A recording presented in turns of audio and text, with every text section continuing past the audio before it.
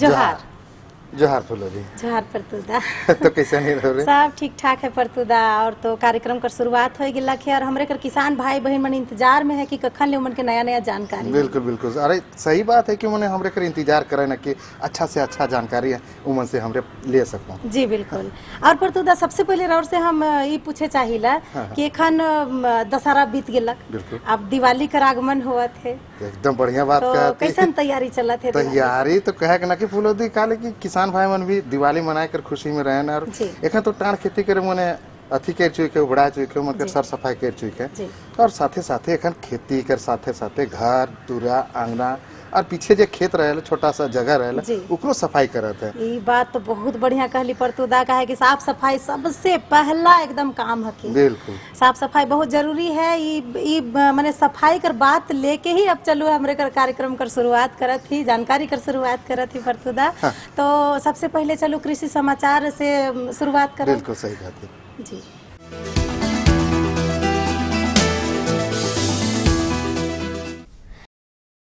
नमस्कार, कृषि समाचार में आप सभी का बहुत बहुत स्वागत है। आपके साथ मैं हूं श्वेता। आइए देखते हैं आज कृषि समाचार में क्या है खास।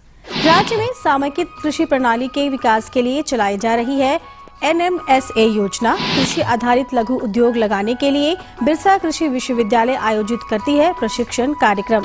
आलू की कुड़ाई के लिए बेहतर उपकरण है बिरसा पोटैटो डिगर। NMSA योजना राज्य के कृषि निदेशालय द्वारा चलाई जा रही इस योजना के अंतर्गत सामयिक कृषि प्रणाली को बढ़ावा देने के लिए कार्य किए जाते हैं। वर्तमान में ये राज्य के 6 जिलों में कार्यान्वित है। इस योजना में चयनित किसानों को सामयिक कृषि अपनाने के लिए आवश्यक कृषि उपादानों के लिए अनुदान दिया जाता है। राज्य में किसानों के लिए चलाई जा रही कल्याणकारी योजनाओं में एक प्रमुख योजना है NMSA योजना। यह योजना कृषि निदेशालय की ओर से चलाई जा रही है। इसके अंतर्गत राज्य के 6 जिलों रांची, हजारीबाग, चतरा, पलामू, दुमका और पूर्वी सिंहभूम में सामयिक कृषि प्रणाली को बढ़ावा देने के लिए कार्य किए जा रहे हैं। इसमें चयनित किसानों को कृषि फसलों के उपादान, ग्रीन हाउस के निर्माण, मधुमक्खी पालन और जल एवं मिट्टी संरक्षण से संबंधित कार्यों के लिए अनुदान दिया जाता है। समय के साथ अन्य व्यावसायिक क्षेत्रों की तरह कृषि के क्षेत्र का भी विस्तार हुआ है। इस क्षेत्र में आज बहुत व्यापकता आई है। आज किसान खेतीबाड़ी के साथ कृषि आधारित लघु उद्योग लगाकर भी अपनी आर्थिक स्थिति सुदृढ़ कर रहे हैं। कृषि व्यवसाय क्षेत्र में राज्य के किसानों के उद्यमिता विकास के लिए बिरसा कृषि विश्वविद्यालय प्रशिक्षण कार्यक्रम आयोजित करती है। राज्य के किसान इन प्रशिक्षण शिविरों में भाग लेकर कृषि आधारित लघु उद्योगों की स्थापना और उसके बेहतर संचालन की जानकारी ले सकते हैं।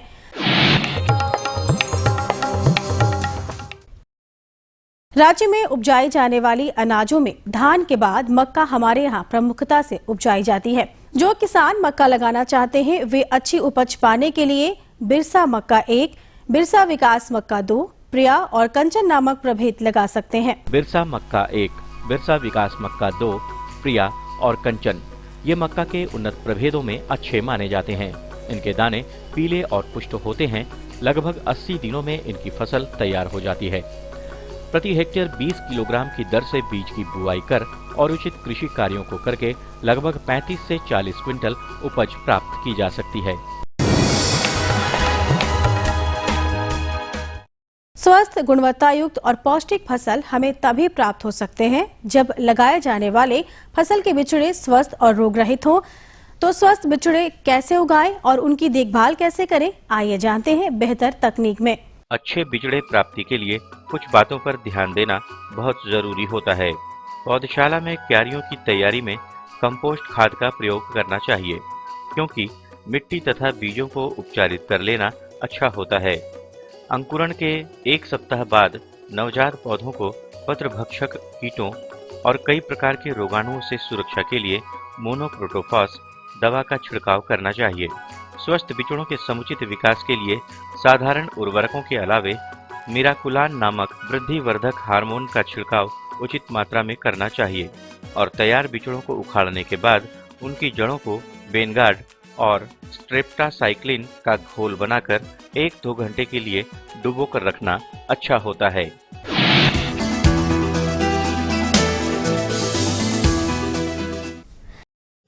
आलू के कंद को सुरक्षित कोड़ कर निकालने के लिए किसान बिरसा पोटैटो डिगर का इस्तेमाल कर सकते हैं। ये उपकरण एक दिन में लगभग 60 से 70 डिसमिल खेत में लगे आलू की कोड़ाई कर सकता है। इस उपकरण को बिरसा पोटैटो डिगर कहते हैं। इसे आलू की सुरक्षित कोड़ाई के लिए तैयार किया गया है। इस उपकरण द्वारा आलू की कोड़ाई करने पर कंद कटते छटते नहीं और सुरक्षित जमीन से बाहर आ जाते हैं। इसकी कार्य क्षमता 70 डिसमिल प्रतिदिन है, जिस कारण इस उपकरण द्वारा समय और मजदूरी की भी बचत होती है। बिरसा पोटैटो डिगर को प्राप्त करने के लिए किसान बिरसा कृषि विश्वविद्यालय के अभियंत्रण विभाग से संपर्क कर सकते हैं।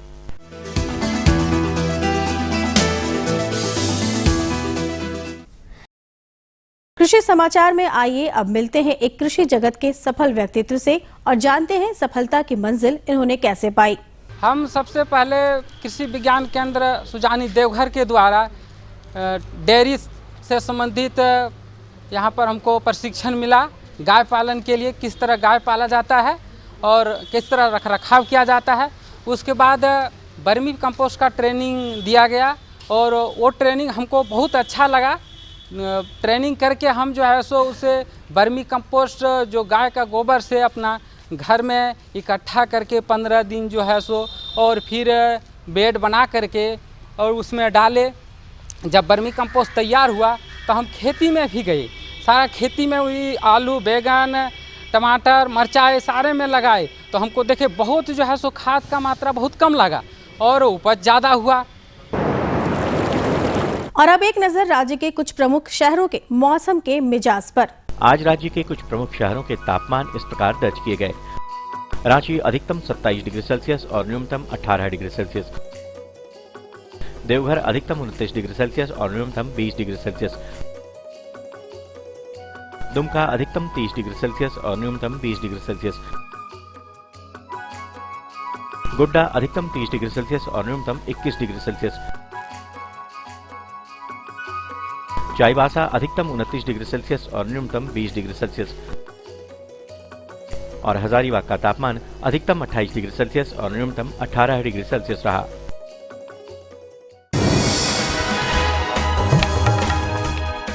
और अब मंडी भाव में आइए नजर डाल लेते हैं अनाजों के भाव पर।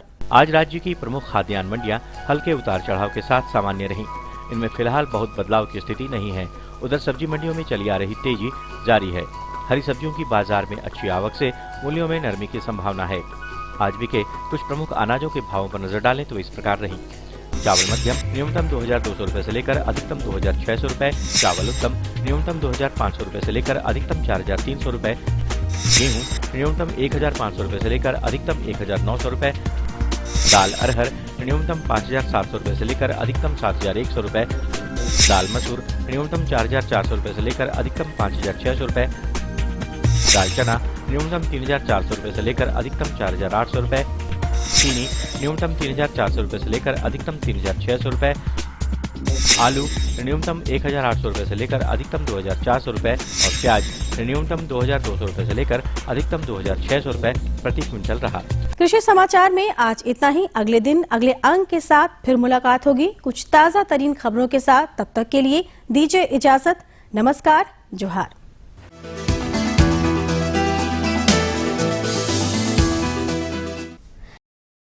ये लो और बताओ। बस। अरे ये क्या भैया जी, बस इतनी सी रासायनिक खाद? किसानी छोड़ रहे हो क्या? किसानी नहीं, नादानी छोड़ रहे हैं। मिट्टी की जांच कराई है। अब तो लाला जी जितनी जरूरत है उतने ही उर्वरक खेत में डालेंगे। हाँ, किसान भाई आज ही अपने जिले की नजदीकी भूमि परीक्षण प्रयोगशाला में मिट्टी की जांच जरूर करवाएं और मिट्टी में पोषक तत्व, नमी व पौधे के विकास को देखते हुए केवल जरूरत के अनुसार ही पोषक तत्व डालें। और हाँ, मिट्टी में गंधक, जस्ता, बोरोन जैसे सूक्ष्म पोषक तत्वों का पता लगाना भी न भूलें। उर्वरक और जैविक खाद के सही उपयोग से भूमि का उपजाऊपन बनाए रखें, उत्पादकता बढ़ाएं, खर्चा घटाएं और बहुमूल्य विदेशी मुद्रा बचाने में भी सहयोग दें। और हाँ, धीमी गति से नाइट्रोजन उपलब्ध कराने वाले उर्वरकों जैसे नीम लेपित यूरिया को प्राथमिकता दें और यूरिया का पत्तों पर छिड़काव करें। अरे वाह, तू तो सचमुच समझदार हो गया रे। अधिक जानकारी के लिए संपर्क करें जिला कृषि अधिकारी या किसान कॉल सेंटर तो विराम कर बाद रौरे मन कर एक बार फिर से बहुत बहुत स्वागत है। परतुदा राउरू एक बार फिर से स्वागत कर राउर के भी बहुत बहुत स्वागत है। जी बिल्कुल। तो परतुदा जो जानकारी कर देखो हमके बहुत हड़बड़ी है, का जानकारी है? सबसे जानकारी तो है, बहुत सारा जानकारी है। एखन तो मौसम के अनुसार जो किसान मन हमरे खेती बाड़ी करबे करे ना, लेकिन जब मौसम बदल जाएला, चेंजिंग होते जाएला, ओकर जो बदलाव होते जाएला, जलवायु परिवर्तन भी कहल जाएला। बिल्कुल बिल्कुल। तो ऐसा परिवर्तन में किसान भाई मन कैसे कृषि कार्य कर सके ना, अगर इकर बारे में एक जानकारी हमरे कर किसान भाई मन के मिल जाए तो बहुत बढ़िया रही। बहुत बढ़िया रही। परतुदा हमर मुंह कर बात रहो रे छीन ले ली। हम भी बहुत माने देर से ये चीज के सोचत रहे कि अगर ई बारे में अगर जानकारी देव तो बहुत बढ़िया रही। तो काले देरी करब, चलो जल्दी से। हाँ चलो, हमारे कर विशेषज्ञ डॉक्टर बीके सिंह से ये जानकारी लेवत। किसान भाइयों नमस्कार, कृषि दर्शन कार्यक्रम में आपका बहुत बहुत स्वागत है। किसान भाइयों, कृषि दर्शन की टीम आज कृषि विज्ञान केंद्र जयनगर कोडरमा में है और आज हमारे साथ बातचीत करने के लिए हैं यहीं के कार्यक्रम समन्वयक डॉक्टर विनय कुमार सिंह। ये हमें जानकारी देंगे जो जलवायु जो परिवर्तन हो रहा है इसके पक्ष में आप लोग किसान भाई लोग क्या कृषि कार्य करेंगे। आइए सबसे पहले इनका स्वागत करते हैं। डॉक्टर साहब, आपका हमारे कार्यक्रम में बहुत बहुत स्वागत। किसान भाइयों नमस्कार। डॉक्टर साहब, जैसा कि विषय ही है कि जो जलवायु परिवर्तन हो रहा है, वर्षा कम हो रहा है, कहीं धूप हो जा रहा है ना, तो इसमें हमारे किसान भाई कौन सा कृषि कार्य करें जिनसे उनको ज़्यादा से ज़्यादा मुनाफा हो सके, लाभ हो सके। किसान भाइयों, जैसा आप लोग भी जानते हैं, आप लोगों के पास अनुभव काफ़ी है, जलवायु में परिवर्तन हो रहा है। हमारा जो ये खास करके जो वर्षा का जो क्रम है, ये अतिवृष्टि अनावृष्टि जो होती है, असमय वृष्टि होती है। मतलब जो समय पहले बरसात शुरू होती थी और जो हमारा 2-3 महीने का जो लंबा समय तक थोड़ा थोड़ा बरसात होती रहती थी, अब आप देखिए कि एकाएक एक ही दिन में जो है 100 मिलीमीटर प्रति दिन के हिसाब से पानी बरस जाता है और करीब 15 दिन 20 दिन का एक हमको जो है सूखा वाला समय मिल जाता है। और जो दूसरी चीज़ जो है कि हमारा जो वर्षा का जो समय है, आप देखिए कि 2 किलोमीटर बाद पानी नहीं बरसता और यहाँ पानी बरस रहा है। और इसमें हमको क्या खेती करना है, क्योंकि हमारा ये जो क्षेत्र है यहाँ पर वर्षा खूब होती है, करीब 1350 मिलीमीटर प्रतिवर्ष वर्षा होती है। धान हमारी मुख्य फसल है, धान को हम नहीं छोड़ सकते, न हम किसान भाइयों से कहेंगे कि आप धान छोड़िए, लेकिन हाँ धान को कुछ इस तरीके से अब खेती किया जाए कि जैसे कि हम धान जो लगाते हैं, पहले हम बिचड़ा डालते हैं, पौध तैयार करते हैं, उसके बाद हम उसको 21 दिन पर या 25 दिन पर या जब भगवान पानी देते हैं हम उसको कादो करने के बाद हम उसका बिचड़ा लगाते हैं। तो इसमें होता क्या है कि हमारा जो पौध होता है वो 35 दिन से 40 दिन 45 दिन तक पुराना हो जाता है। तो उसमें क्या होता है, किल्ला निकलने की शक्ति कम हो जाती है और हम जैसे लगाते हैं उसके 20 दिन 25 दिन बाद फूल निकल आता है और उसमें जो है धान की बाली आ जाती है। तो किसान भाइयों, जो धान की सीधी बुआई, मतलब आप जैसे गेहूं की खेती करते हैं उसी तरीके से धान की खेती करने की नई विधि आई है जिसे कहते हैं धान की सीधी बुआई। और उसको सबसे पहले आप खेत तैयार करने पर सूखे खेत में ही आप जो है मशीन से, जो सीड ड्रिल होता है, सीड ड्रिल से आप बो सकते हैं। दूसरी चीज़, आप छींटा मार करके भी बो सकते हैं। लेकिन जो हमारे यहाँ के जो किसान भाई हैं वो कहते हैं, जो कि हमारा अनुभव भी बताता है कि इसमें घास बहुत आता है, खास करके खरपतवार, और इसमें कोई प्रॉब्लम नहीं आती, सिर्फ घास ज़्यादा आता है। उसके लिए देखिए एक बिस्पारी बैग सोडियम एक नामक दवा है, बिस्पारी बैग सोडियम, जो कि ये केमिकल नाम है। और अभी हमारे यहाँ बाज़ार में नॉमिनी गोल्ड नामक दवा जो है, जिसमें कि ये दवा मिली होती है, वो दवा जो है मिल रहा है नॉमिनी गोल्ड। इसका जो दर है वो 80 मिलीलीटर से 100 मिलीलीटर प्रति एकड़ है। 1 एकड़ में 80 मिलीलीटर से 100 मिलीलीटर डाला जाता है और धान बोने के 15 से 20 दिन के अंदर पर इसको डालना चाहिए, लेकिन इसको मशीन से डालना चाहिए। खास करके ये वो खरपतवार मारता है, ये जो जैसे कि हमारा धान जैसे रहता है और जब उसमें बाली निकलती तभी समझ में आता है कि ये खरपतवार है। किसान भाई उसको पहचान नहीं पाते, लेकिन ये दवा पहचान लेती है। दूसरी चीज़ हम ये कहना चाहेंगे कि अभी जो किसान भाई जहाँ पर थोड़ा ऊंची ज़मीन है, हमारे यहाँ एक प्रजाति आई है अंजलि, और जो किसान भाई अरहर बोते हैं, अरहर के बीच में अंजलि की भी खेती की जा सकती है। और तीसरी बात हम ये कहेंगे कि पोटाश का प्रयोग आप लोग अवश्य करें। हमारे किसान भाई मैं जैसा बात भी करता हूँ, आलू में पोटाश का प्रयोग करते हैं, सब्जी में पोटाश का प्रयोग करते हैं, लेकिन अभी धान में पोटाश का प्रयोग नहीं करते हैं। हम उनसे कहेंगे कि प्रति हेक्टेयर वो करीब 60 kilogram potash, muriate of potash का प्रयोग करें। इससे क्या होता है कि ये तने को मजबूत करेगा और सूखे से लड़ने की शक्ति प्रदान करेगी, जिससे हम लोग सीधे सीधे कहते हैं संतुलित उर्वरक का प्रयोग करें। मिट्टी का जाँच कराकर संतुलित उर्वरक का प्रयोग करें। फास्फोरस आप देते हैं, डीएपी देते हैं, लेकिन वो क्या होता है, कुछ किसान भाई कहते हैं कि हमने बाद में डाल दिया, लेकिन कभी भी डीएपी बाद में मत डालिए, उसको आप जड़ में ही दीजिए, क्योंकि जड़ का विकास करेगा तो पौधा हमारा ज़्यादा जो है पानी लेगा, उससे पोषक तत्व आएगा और वो जो है सूखे से लड़ने की शक्ति आएगी। डॉक्टर साहब, आपने बीच में चर्चा की कि अरहर के साथ अंजलि, जो कि से एक धान का किस्म है, उसको किया जा सकता है। ये दोनों में सामंजस्य हमारे किसान भी कैसे बना सकते हैं? देखिए, हमारा जो अरहर बोया जाता है ये करीब 250 से 260 दिन की जो फसल होती है, और इसकी एक लाइन से दूसरी लाइन की दूरी लगभग जो है 2 फीट मतलब 60 सेंटीमीटर होती है। हमारे जो अंजलि एक ऐसी प्रजाति है जो कि हम टाड़ में बोकर इसकी कटाई कर सकते हैं। हम 2 लाइन की अरहर के बीच में हम 3 लाइन अंजलि की डालते हैं, और इसमें डीएपी 100 किलोग्राम प्रति हेक्टेयर की दर से हम शुरू में डालते हैं। तो क्या होता है कि हमारी जो अंजलि है ये 90 दिन मतलब 3 महीने में कट जाती है, और जो हमारा अरहर है ये 3 महीने में 2 लाइन के बीच में अरहर के काफ़ी जगह रहती है। और जो हमारा अंजलि वैरायटी जो धान के ये जब कट जाता है उसके बाद ही जो है ये साइड से जो है अरहर बढ़ता है, नहीं तो 3 महीने तक अरहर पहले लंबा लंबा बढ़ता है। इसकी ब्रांचेज जो है ये करीब 3 महीने बाद ही होती हैं। तो इस तरीके से हम जो है अरहर के बीच में धान की जो है अंजलि वैरायटी 3 लाइन अंजलि की बोकर इसको काट सकते हैं। जैसा कि अभी के समय में वही पानी बीच बीच में, जैसा कि आपने बताया, बीच बीच में छोड़ के हो रहा है, तो हमारे किसान भाई अगर जो बिचड़ा लगाएं वो अगर 10-10 दिन 15-15 दिन के, थोड़ा बीज का तो खपत होगा, लेकिन 10-10 15-15 दिन के अगर अंतराल में थोड़े बिचड़े लगाएं तो कादो करके इस तरीके की खेती की जा सकती है धान की। हाँ, बहुत बढ़िया चीज़ आपने जो है मुद्दा उठाया कि जिसे हम लोग कहते हैं कि सामुदायिक पौध उत्पादन। मतलब ये कि आप ये समझिए कि अगर एक किसान है, उसके पास पानी का थोड़ा साधन है, वो पहले एक बार नर्सरी कर लिया 4-5 किसानों का मिलकर, और फिर जो है 10 दिन के बाद जो है दूसरा किसान जो है जहाँ उसका पानी का साधन है इकट्ठे नर्सरी कर लिया। क्योंकि हमारे यहाँ किसान करते क्या है कि नर्सरी एक ही बार में डाल देते हैं, उससे जब उनका पौध तैयार होता है या एक खास नक्षत्र में ये लोग आप लोग डालते हैं, जो कि होता क्या है जब पानी बरसेगा उसके आधार पर आप जो है पौध तैयार करेंगे। लेकिन अगर आप जो है 10-10 दिन के अंतराल पर आप जो है नर्सरी करते हैं, हम कहते हैं आपको सपोज कीजिए कि आपको जो है 50 किलो का बीज का जो है नर्सरी डालनी है, तो हम यही कहते हैं कि आप 25-25 किलो या 20-20 किलो का जो है आप नर्सरी 3 बार में डालें, कम से कम 3 बार में। तो अब क्या हुआ 60 किलो, आपको 10 किलो ज़्यादा आपका बीज का प्रयोग हुआ, लेकिन आपको कम से कम 2 बार ऐसा जो है समय मिल जाएगा जो कि आपकी नर्सरी 21 दिन की होगी। क्योंकि नर्सरी जो सबसे बढ़िया समय जो होता है नर्सरी लगाने का वो 21 दिन है। 21 से 24 दिन का अगर आप नर्सरी लगाते हैं तो ये एकदम निश्चित है कि आप 20 से 25% ज़्यादा उपज प्राप्त करेंगे, जबकि आपको सिर्फ 10 किलो ज़्यादा जो है बीज के दर प्रयोग करना पड़ रहा है। जी, ये तो हो गई धान की बात। अब अगर इसी में कोई और फसल हमारे किसान भाई लें और ज़्यादा से ज़्यादा उत्पादन ले सकें, ये कौन सा हो सकता है? किसान भाइयों, देखिए, एक जो हमारे यहाँ की आजकल ये जलवायु परिवर्तन के कारण हमारे किसान भाई क्या है कि जो पानी का कम पानी है बट उसको कम पानी में ज़्यादा उपज अगर ले लेते हैं, तो खास करके जो कुछ ऐसी हमारे गेहूं जो बोते हैं किसान भाई, NW2036 एक ऐसी प्रजाति है जो कि करीब 118 से 120 दिन में तैयार हो जाती है।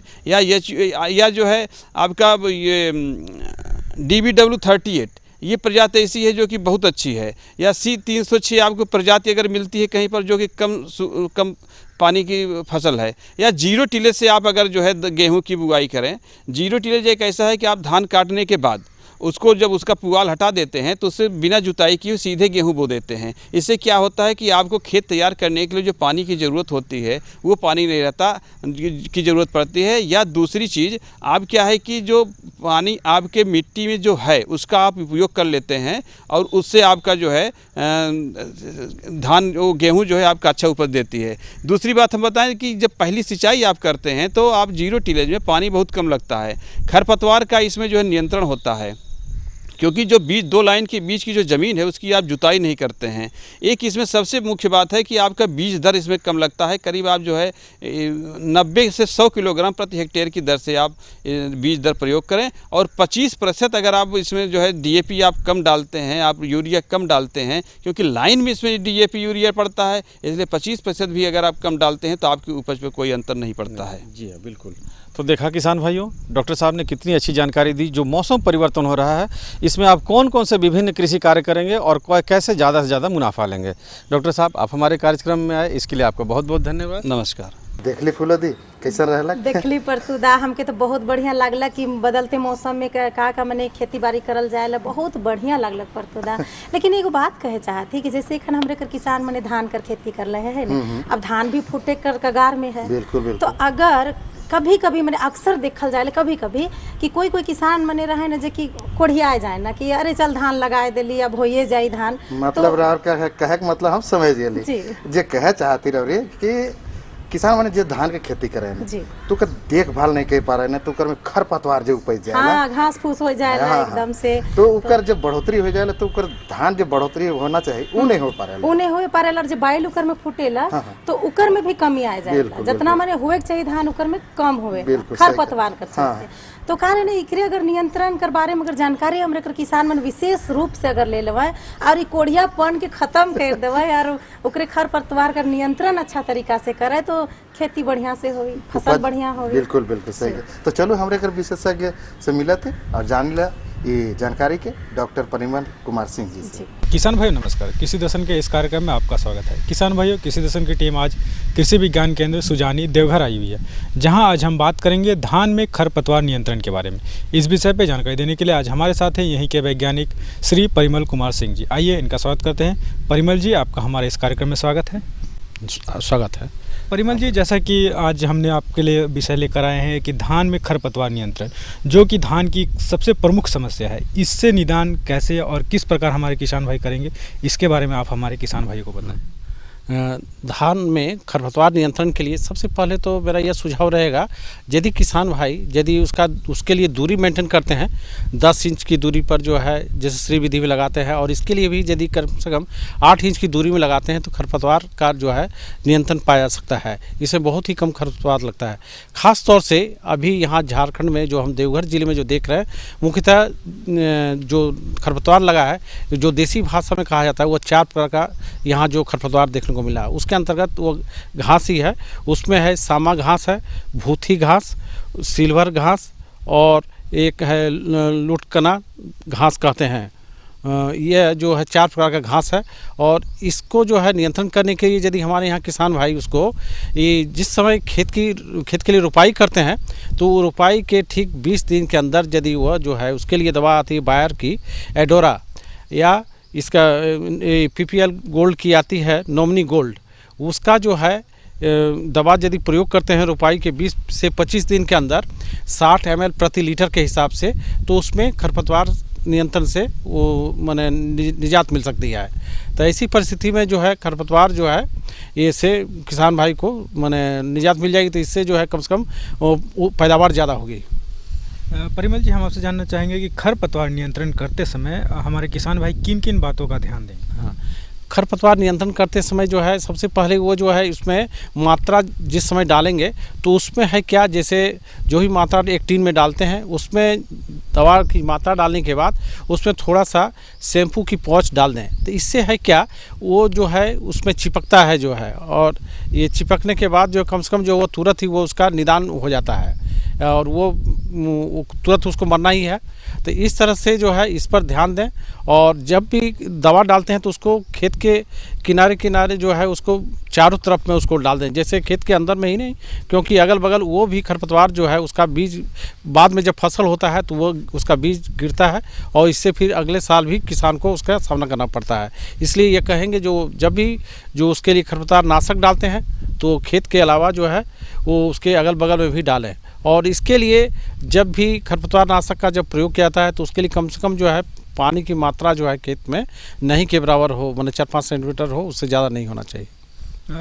परिमल जी, अभी आपने उल्लेख किया कि खरपतवार नाशी का प्रयोग करना है, तो खरपतवार नाशी का प्रयोग हमारे किसान भाई किस समय करेंगे, वो अभी आप हमारे किसान भाई को बताएं। खरपतवार नाशी का प्रयोग रोपाई से के 20 से 25 दिन के अंदर कर लेना चाहिए। उसके लिए बायर कंपनी की दवा आती है एडोरा, उसको जो है ये 20 से 25 जो है उसको दिन के अंदर जो है उसको 60 ml प्रति लीटर के हिसाब से उसको प्रयोग करना चाहिए जो है। परिमल जी, आप हमारे किसान भाइयों को बताएं कि खरपतवार जो होती हैं ये तो धान के साथ जैसे बहुत बड़ी समस्या है। तो इसके निदान के लिए शुरुआती अगर कुछ लक्षण है तो वो किस प्रकार करते हैं? शुरुआत में जैसे वो दिखाई पड़े जो है, जैसे 2-4 जो है उसको उखाड़ कर हटा दें। जैसे हम लोग कहते हैं अंग्रेजी में कहावत है, prevention is better than cure. यदि हम उसको शुरुआत में निकाल दें तो वो बढ़ेगा ही नहीं। दूसरी बात है क्या, उसके बाद यदि दवा देते हैं तो उसका यदि रह गया तो बढ़ता ही जाएगा और उसका बीज भी गिरेगा तो वो भी किसान को नुकसान नहीं पहुंचाएगा, उसमें आर्थिक माने खर्च भी ज़्यादा बढ़ेगा। तो ऐसी परिस्थिति में जो है किसान भाई यदि शुरुआत में ही सजग होकर उसका समूल नष्ट कर दें तो इससे उनको बहुत ही राहत मिलेगी। परिमल जी, आप हमारे किसान भाइयों को बताएं कि और किन किन बातों पर ध्यान दें ताकि खरपतवार को नियंत्रण शुरू में ही किया जा सके? हाँ, इसके अलावा जैसे खरपतवार नियंत्रण उसके लिए है क्या, खेत की जुताई जो है गर्मी के समय कर लें। जैसे मई में ही जो है चिलचिलाती धूप में उस समय, और उससे भी पहले जो है एक बार माघ महीने में जैसे उस समय जैसे जुताई कर दे खेत का तो ये खरपतवार बहुत ही कम मात्रा में होता है।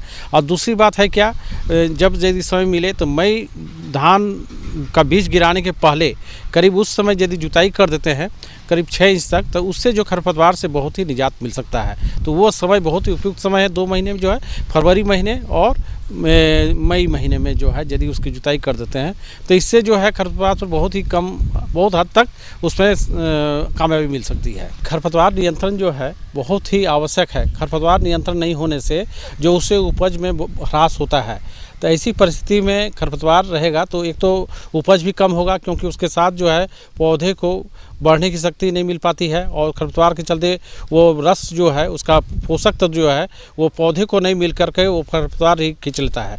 इसकी वजह से जो है जो उत्पादन होना चाहिए उत्पादन में ह्रास होती है। दूसरी बात यह है, जैसे किसान भाई जो है हर हालत में जैसे खेत के जैसे ये करते हैं सीधी बुआई भी करते हैं, तो उस हालत में भी खरपतवार नाशक है जो कि किसान भाई उपयोग नहीं करते हैं। उसके लिए ब्यूटाक्लोर है, जिसको कि 2 लीटर प्रति हेक्टेयर के दर से वो जो यदि उसका 800 लीटर पानी में डालकर प्रयोग करते हैं तो उससे भी खरपतवार दूर हो जाएगा और इस तरह से किसान को जो है खरपतवार से निजात मिल सकती है। खरपतवार में है क्या, किसान भाई इसलिए नहीं करते, सोचते हैं उनको मजदूरी बहुत ज़्यादा लग जाता है। तो ऐसी परिस्थिति में यदि वो खरपतवार 1 हेक्टेयर के लिए यदि वो खर्च करते हैं तो उससे उनको जो मजदूरी के हिसाब से खरपतवार में जो है दवा जो डालते हैं खरपतवार नाशक के रूप में, वो कम खर्च में ही उनका 1 हेक्टेयर में उनका निजात मिल सकता है और उत्पादन भी ज़्यादा होगा। यह है। दूसरा है क्या, जैसे ये रोपाई वाले खेत में जैसे उसके लिए प्रयोग करना चाहते हैं तो उसके लिए भी है, उसके लिए जैसे 5-7 दिन में ब्यूटाक्लोर जो है उसको ये यदि उसका प्रयोग करते हैं 1 हेक्टेयर के लिए 400 लीटर पानी में, तो उससे भी जो है माने ये जो है उससे निजात मिल जाएगी और खरपतवार खत्म हो जाएगा। तो देखा किसान भाइयों, परिमल जी ने कितनी अच्छी जानकारी दी कि खरपतवार को किस तरह से आप नियंत्रण कर सकते हैं और अधिक से अधिक मुनाफा ले सकते हैं। परिमल जी, आप हमारे इस कार्यक्रम में इसके लिए आपका बहुत बहुत धन्यवाद। धन्यवाद। और इसी के साथ लेते हैं विदा। जोहार। तो परतुदा देखियो ये जानकारी अगर हमने देख लेली बढ़िया से तो अब तो इतना तो हो गया कि खरपतवार कर कारण मने कितना नुकसान हो जाएला हमरे कर खेती मन में। एकदम सही कहते हैं। और धाने करने बहुत सारा खेती बाड़ी में नुकसान हो जाएला खरपतवार कर। और जानकारी है का फुलो? जानकारी तो बहुत है परतुदा और देवे कर भी मन करत है, लेकिन समय कर पाबंदी है जी। तो किसान भाई मन हमरे कर कार्यक्रम रावण के कैसन लागलक एकर बारे में कोई सुझाव होगी या फिर कोई खेती बाड़ी से जुड़ल समस्या होगी या फिर कोई ऐसा जानकारी होगी जो हमरे के पता न के रावण ठीक होगी, ओके जरूर से हमरे से आदान प्रदान करूँ। और आदान प्रदान करे ले रावण के खत लिखे जरूरी है जी। और रावण कर खत कर हमरे के बेसब्री से इंतजार रहेला किसान भाई बहन मने, तो फटाफट कागज कलम के उठाओ और हमरे कर पता के नोट कर लो। हमरे कर पता है के कार्यक्रम कृषि दर्शन कृषि प्रकोष्ठ द्वारा निदेशक दूरदर्शन केंद्र रातू रोड रांची। पिन संख्या है 834001। तो ये है तेरा हमरे घर कार्यक्रम के देखते रहो और लाभान्वित होते रहो। अगले अंक में हमरे ढेर सारा जानकारी लेके फिर हाजिर हो। तब तक ले हमरे कर पूरे टीम के दे पर इजाजत। जोहार।